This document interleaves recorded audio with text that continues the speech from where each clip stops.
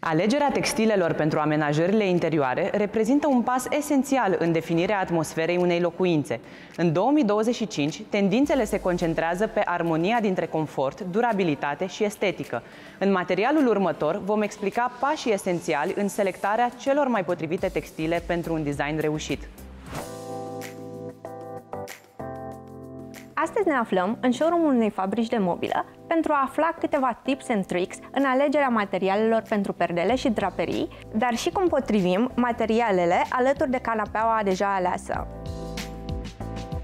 Am făcut aici o selecție de materiale, atât cu texturi naturale cât și cu texturi sintetice, plăcute la atingere, dar și cu materiale mai buclate și mai aspre, pentru a vedea care se potrivesc cel mai bine cu mobila aleasă în spațiu, cu fotoliile, canapelele și, de asemenea, care se află în trendurile anului 2025. Că tot ai adus vorba despre trendurile din 2025. Se poartă minimalismul, dar texturat, și anume, ce folosim pe partea de texturi în ceea ce privește textilele.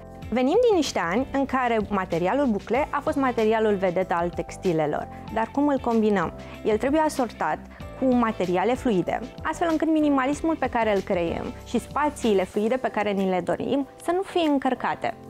Pentru că bucleul nu este vedetă doar pe piesele de mobilier, acesta poate fi folosit și pentru perdele și draperii. Așadar, dacă avem o textură bucle la draperie, putem să o asortăm cu un voal fin tip mătase care să o pună în evidență, sau dacă vrem o textură mai naturală și un aspect mai aproape de natură, putem să venim cu o perdea din in 100%.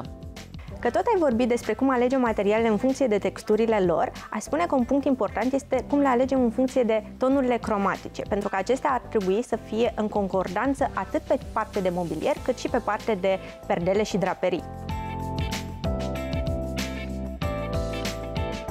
Avem un exemplu foarte bun aici, în care avem o canapea din in natural în culoare grej, unde am accesorizat niște pernuțe de culoare cafenie.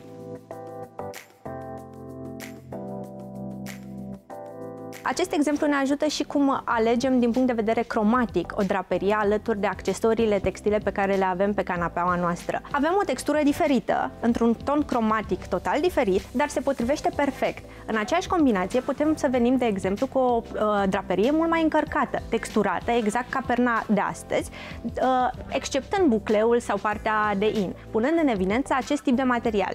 Paletarul pe care l-am adus ne ajută în alegerea cromatică pe care o facem în ceea ce privesc perdelele și draperiile. Dacă pe partea de perdele vom merge de cele mai multe ori pe nuanțe unique, pe nuanțe calme, nu atât de extravagante, pe partea de draperie putem să mergem atât pe nuanțe cromatice mai extravagante, dar și pe nuanțe mai ușor mai domoale. De exemplu, această canapea cu textură de in poate fi asortată ușor cu o pernuță cu o textură diferită, dar și cromatic diferit, care, la rândul său, poate fi asortată cu draperia noastră, fără a încărca spațiul pe care îl avem.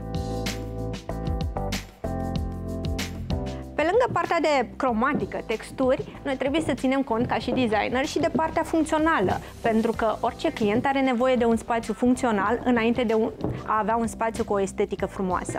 Este foarte important ca showroom-ul de unde ne alegem canapeaua să aibă și partea de draperii. Pe lângă ușurința cu care putem alege textilele pentru geam, putem să vedem și diferite funcționalități ale acestor materiale. Alexandra, ce ne poți spune despre cele prezentate în geamul pe care le avem aici? În primul rând, în geamul acesta avem o draperie dim-out, care totuși lasă să pătrundă puțină lumină. În schimb, dacă avem un dormitor unde vrem să facem întuneric și să păstrăm întuneric pe toată durata zilei, putem să alegem o draperie blackout, punem în spatele materialului și vedem aici că nu pătrunde absolut deloc lumina. Astfel încât atunci când montăm draperia pe geam, în spațiul pe care îl avem, dormitor sau living, se va face complet întuneric.